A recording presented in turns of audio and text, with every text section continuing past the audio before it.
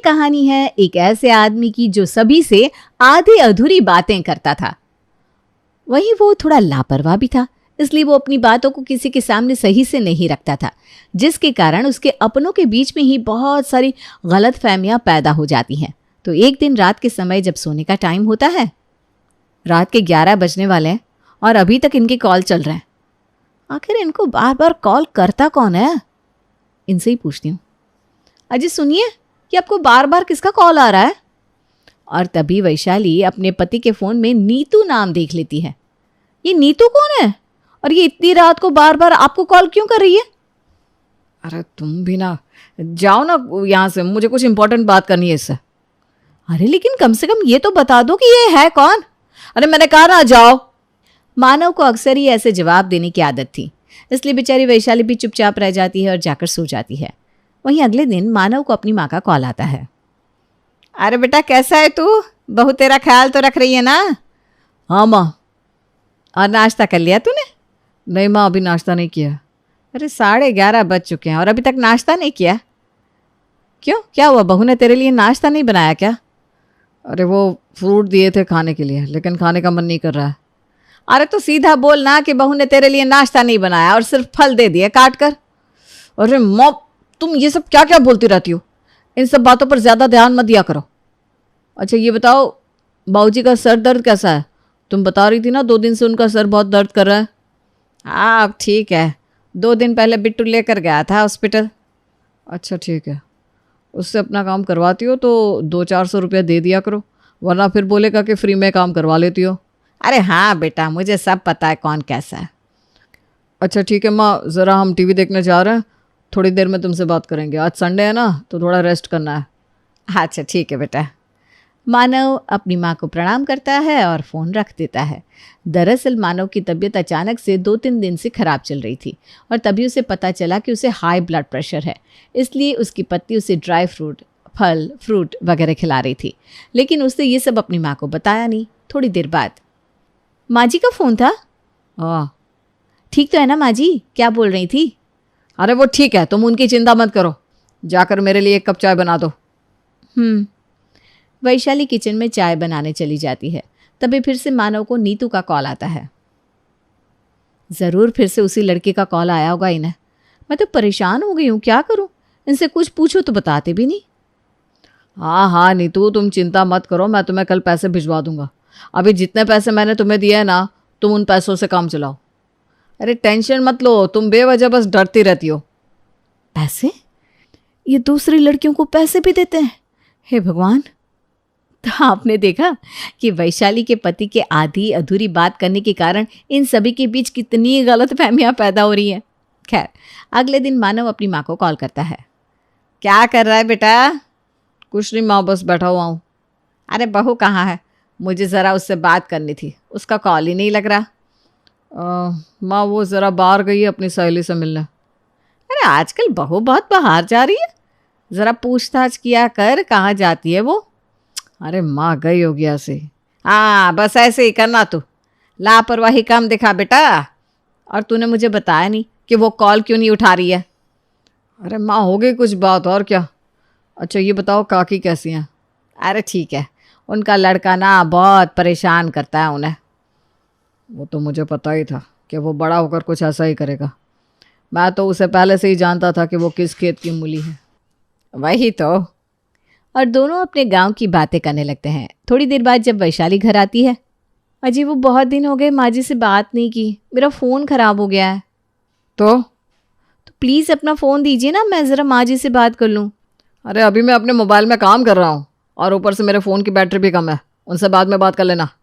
और वैसे भी माँ से बात करने की क्या ज़रूरत है, मैं तो उनका हाल चाल तुम्हें बता ही देता हूँ। अच्छा चलो, देर हो गई है, मुझे भूख लग रही है, खाना बना दो। तभी फिर से मानव को उसी लड़की यानी कि नीतू का कॉल आता है। चुपके से इन दोनों की बातें सुनती हूँ।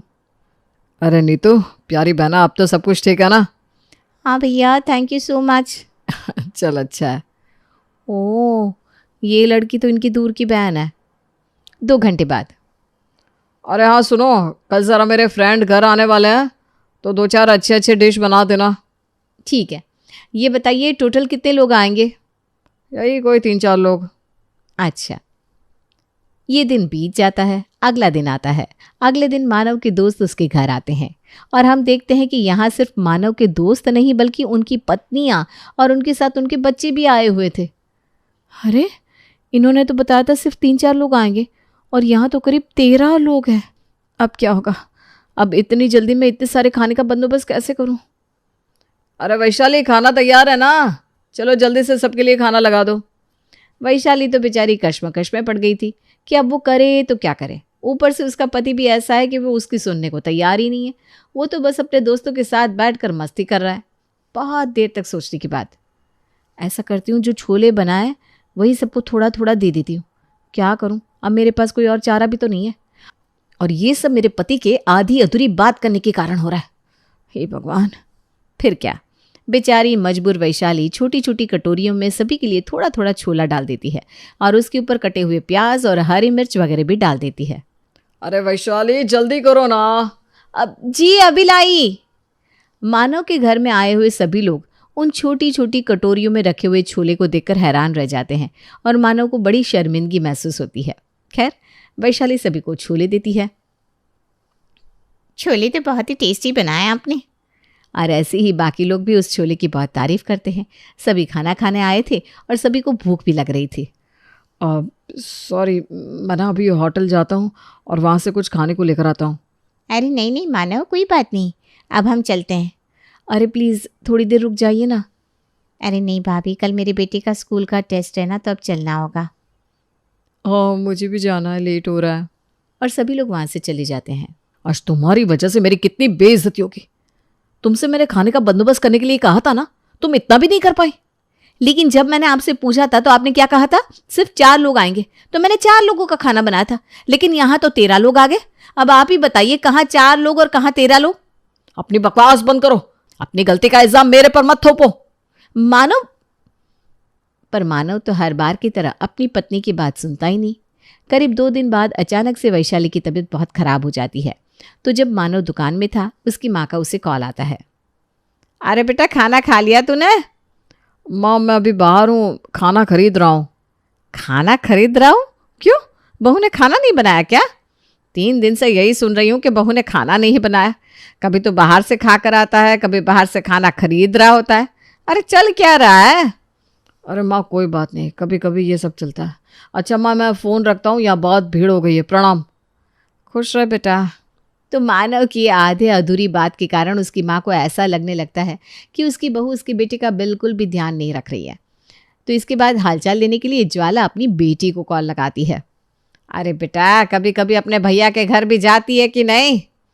माँ, चिंटू का एग्ज़ाम चल रहा है और वैसे भी आपको पता है ना मेरे घर में कितना काम होता है, इसलिए मुझे ज़्यादा टाइम ही नहीं मिलता। ऊपर से जब भी भाभी को कॉल करती हूँ तो उनका कॉल लगता ही नहीं। और जब भैया को बोलो भाभी को फ़ोन दे दो तो भैया कहते हैं भाभी कभी बाहर गई है या कभी खाना बना रही है। बस इसलिए मैंने भी ना गुस्से में उन दोनों को कई दिनों से फ़ोन ही नहीं किया। अरे वही तो, ये मानो भी ना बड़ा अजीब है। एक तो पूरी बात बताता नहीं, समझ में नहीं आता कि क्या चल रहा है वहाँ। मुझे लगता है वहाँ पर कुछ ठीक नहीं चल रहा। तू ज़रा जा और देख कि तेरी भाभी तेरे भाई का ख्याल रख रही है कि नहीं। माँ, मैं अभी तो यहाँ का सारा काम छोड़कर नहीं जा सकती और आपको तो पता ही है कि भैया का घर मेरे घर से करीब 2-3 घंटे दूर है। वैसे 5 दिन बाद बाबू का जन्मदिन है, तो वो लोग जब यहाँ आएंगे ना तो मैं उनसे बात करूँगी। हाँ चल, ये भी ठीक है। रखती हूँ माँ। करिश्मा अपना सारा काम निपटा कर अपने भाई को कॉल लगाती है। उस वक्त उसका भाई मानव ऑफिस में था। अरे भैया, कैसे हैं आप? मैं ठीक हूँ, तू कैसी है? बाबू कैसा है? भैया सब ठीक है। आपको पता है ना 5 दिन बाद बाबू का जन्मदिन है। अरे अच्छा हुआ तूने याद दिला दिया, मैं तो भूल ही गया था। भैया, आपको अपने परिवार वालों की बातें याद ही कहाँ रहती है। अरे अब तू भी सुनाने मत लग जा। सुनाने के लिए मेरा बॉस यहाँ बैठा हुआ है। अच्छा भैया, मैं आपसे ये कह रही थी कि 5 दिन बाद जन्मदिन है बाबू का, तो आप भाभी को लेकर मेरे घर आ जाइएगा। अच्छा ठीक है, मैं वैशाली को बता दूंगा। ठीक है करिश्मा, मेरा बॉस मुझे बुला रहा है, मैं जा रहा हूँ, तुझसे बाद में बात करता हूँ।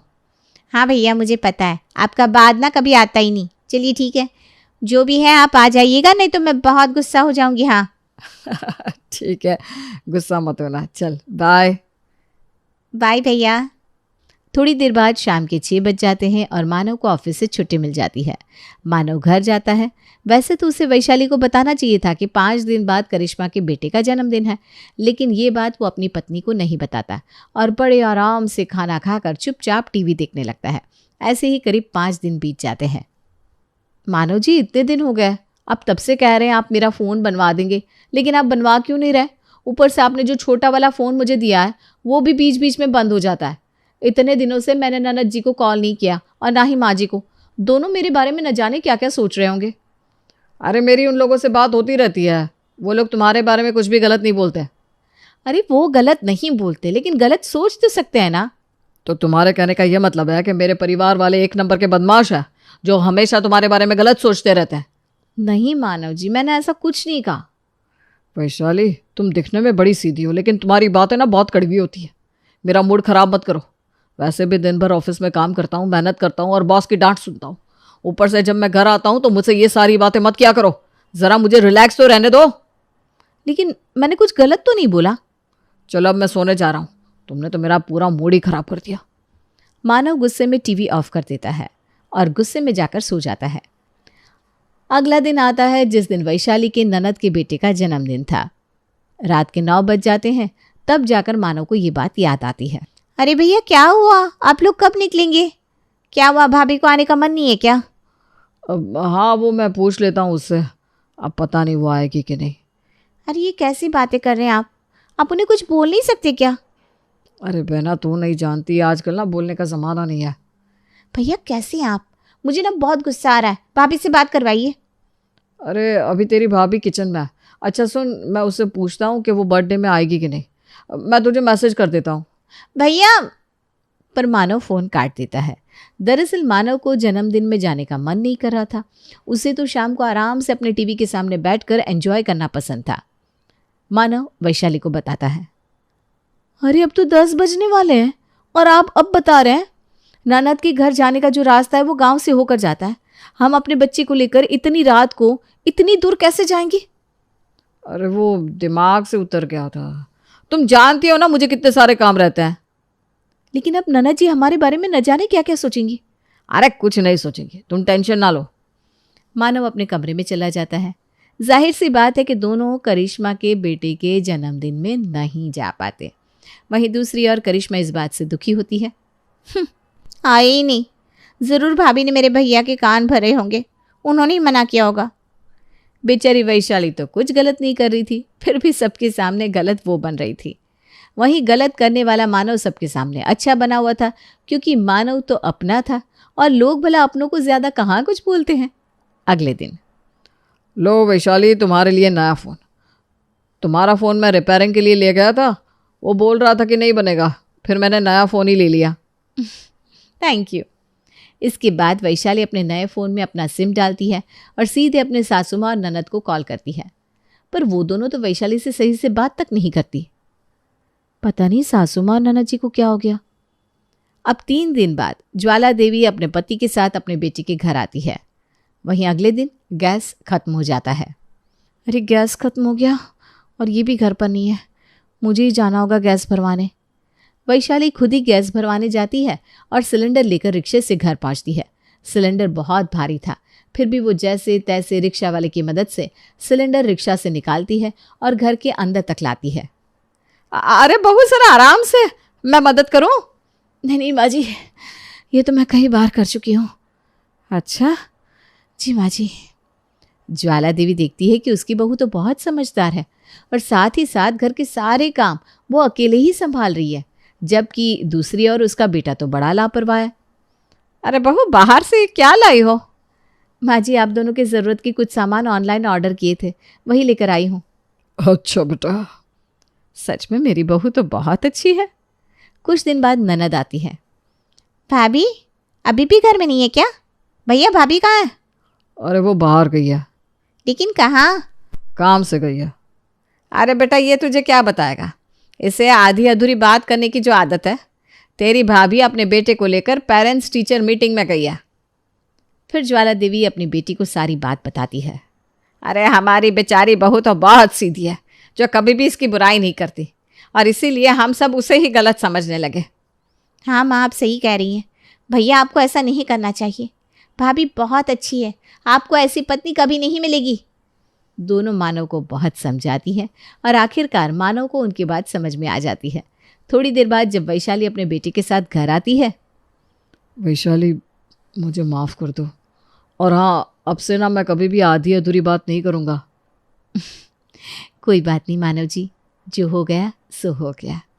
देखा, हमारी बहू कितनी समझदार है। मोनिका बहू से सब परेशान थे। कारण था उसका नेचर, जो शादी के 8 साल बाद भी किसी को समझ में ही नहीं आ रहा था। बहू, मैं मंदिर जा रही हूँ, आऊँ तो पराठा तैयार रखना। पराठा किस चीज़ का माँ जी? आलू पनीर या प्याज आलू या मेथी का बना दूँ? सास, जिसे मंदिर जाने को देर हो रही थी। अरे बहू, किसी भी चीज़ का बना देना, वैसे भी भूख बहुत लगी है, मैं जल्दी ही मंदिर होकर आती हूँ। सास तो चली जाती है, लेकिन बहू वो तो अपने ही काम में व्यस्त हो जाती है। बेटा, तेरी सास आती होगी, जल्दी से पराठा बनाकर रख दे, नहीं तो तेरी क्लास लग जाएगी। ना ना पिताजी, अब कोई मेरी क्लास नहीं ले सकता। नहीं ले सकता? अब नहीं ले सकता क्या मतलब? तेरी सास तो आज तक मेरी क्लास ले रही है।